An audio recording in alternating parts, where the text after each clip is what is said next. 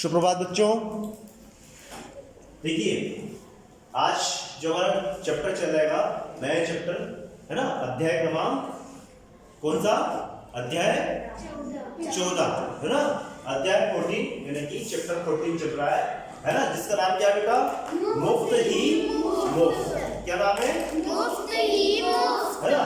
मुफ्त का मतलब क्या होता है? फ्री है ना, जो चीज हमको फ्री में मिलती है, बिल्कुल है ना। आपको पता है, मैंने आपको बता भी दिया था जब हमने पाठ पढ़ा था तब कि हमको क्या क्या चीजें फ्री में मिलती है ना, जिसका हमको 1 रुपये में देना पड़ता है। और अगर वही चीज अगर हम कहीं से खरीदें है ना, तो हमको उसके बदले बहुत सारे पैसे देने पड़ सकते हैं। ठीक है, चलो तो मुफ्त ही मुफ्त, मुफ्त ही मुफ्त, मुफ्त का मतलब फ्री, बिल्कुल ठीक है। तो इसके कुछ शब्दार्थ हैं। पाठ पढ़ने से पहले हम शब्दार्थ पढ़ते हैं है ना। शब्दार्थ करते हैं क्यों? क्योंकि पाठ हमको अच्छे से समझ में आ जाए, पाठ हमको अच्छे से समझ में आ जाए, इसलिए हम क्या करते हैं कि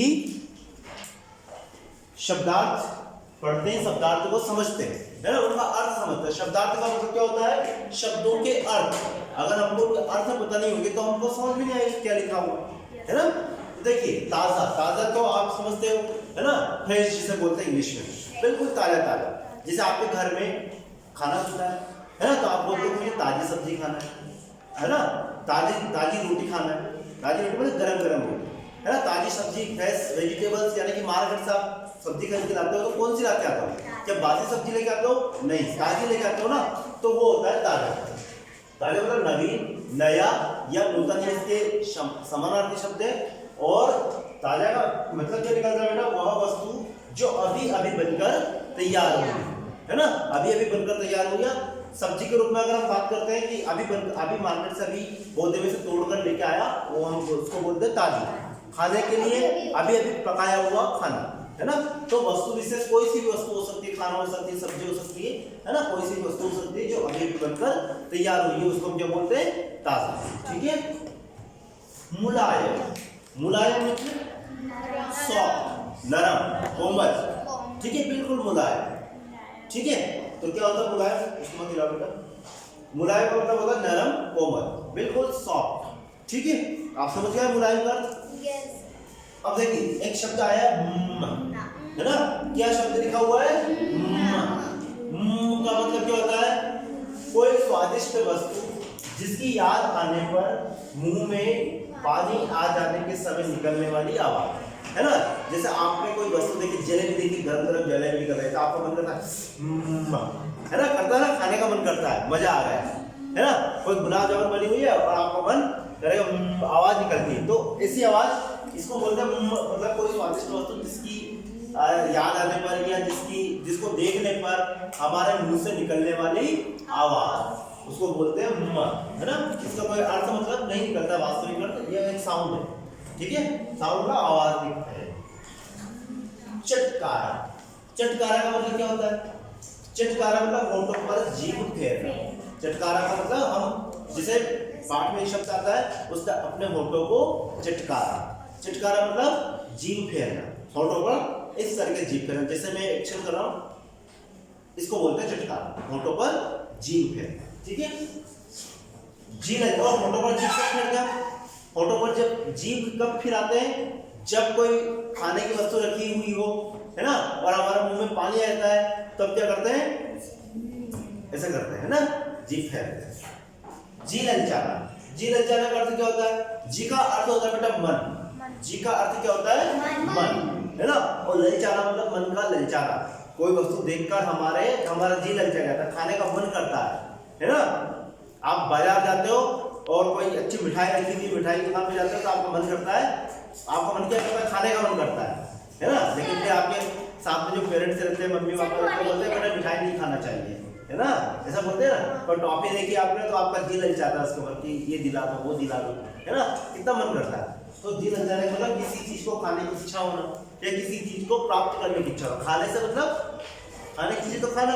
अगर भाई मान लो आपने कोई खिलौना देखा जो आपको मन पसंद हो, आपके दोस्त के पास में, आपके पास नहीं, तो आप किसी दुकान पे गए, वहां पर आपने खिलौना देख लिया, तो आपका मन क्या करता है कि मेरे पास भी आ जाए। तो मम्मी से बोलते मम्मी मम्मी दिला दो ना, है ना, हमें बोलते कल दिलाया नहीं, ऐसा बोलते हैं ना।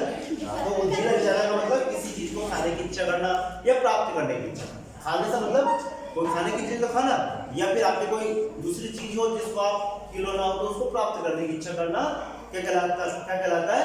जी ललचाना। ठीक है, आगे और देखते हैं बेटा।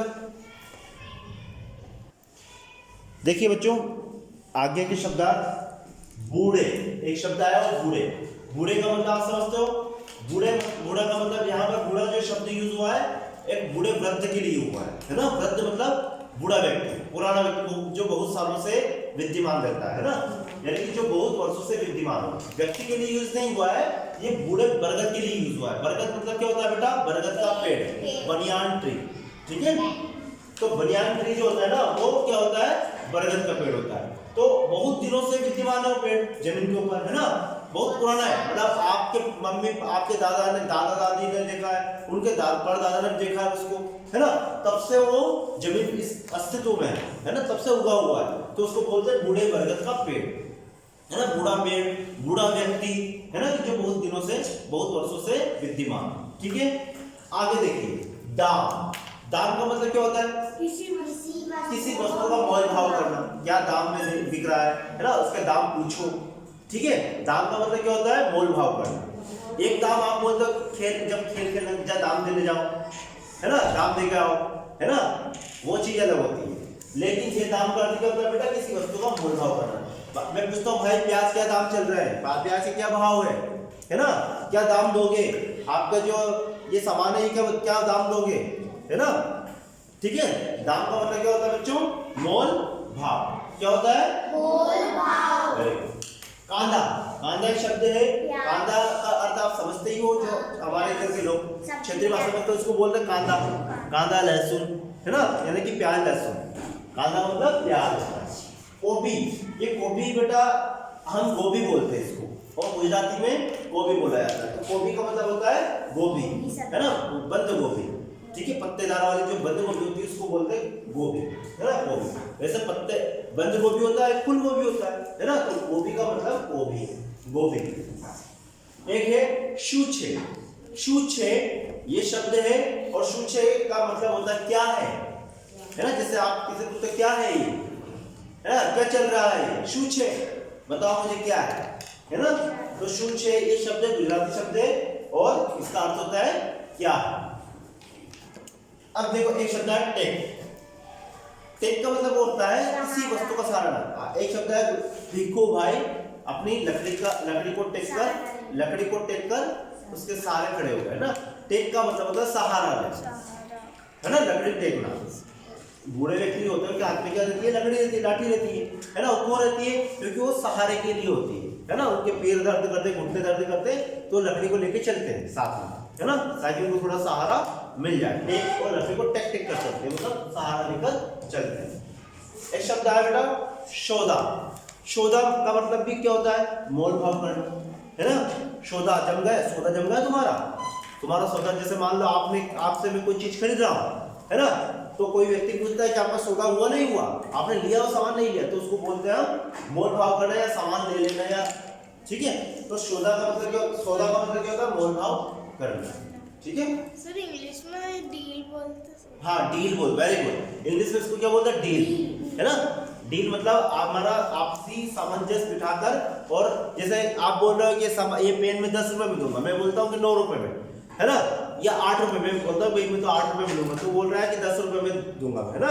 इस तरीके से बोल रहा हूँ, है ना। ये हम क्या कर रहे हैं? मोल भाव कर रहे हैं, सौदा तय कर रहे हैं। तो हमने बीच का रास्ता निकाला, ना तो 10 रुपए ना 8 रुपए, चल 9 रुपए में अपन सौदा फिक्स कर लेते हैं, है ना। तो 9 रुपए में मैंने आपका पेन ले लिया, ठीक है, आया समझे। तो ये होता है सौदा का डील करना। ठीक है, सांभला।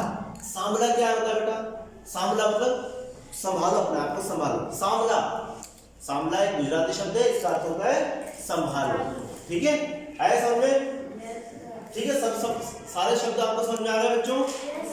ओके, ठीक है, इनको नोट डाउन करो, फिर आगे हम बढ़ते हैं।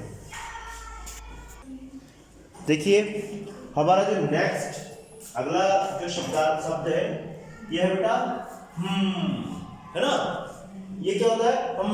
आप ऐसे पढ़ते हो, जबकि बोला क्या जाता है हम बोलते ना ठीक है, गले के आधे स्थान पर निकलने वाली आवाज। जैसे आपसे किसी ने पूछा कि क्या आप वहां जाओगे, क्या आप कल अपने भोपाल जाओगे, तो आप बोलते हो ना, इस तरह से बोलते हो। कह कि हाँ ना बोलते हुए हम क्या बोलते हैं, तो हाँ के स्थान पर निकलने वाला साउंड क्या कहलाता है, है ना, ये साउंड है, इसका कोई अर्थ नहीं होता है।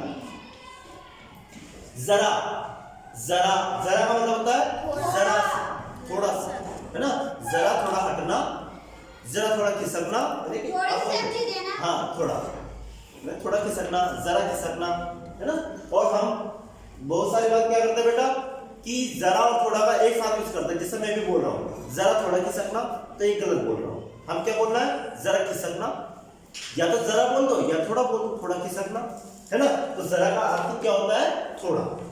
धड़ाम से नीचे गिरना, मतलब जमीन पर ऊपर से किसी वस्तु को गिरने की आवाज, धड़ाम, है ना। धड़ाम का मतलब आएगा समझ, धड़ाम क्या होता है, धड़ाम का अर्थ नीचे गिरने की आवाज, है ना, धड़ाम से नीचे गिर रहा है ना, ठीक है।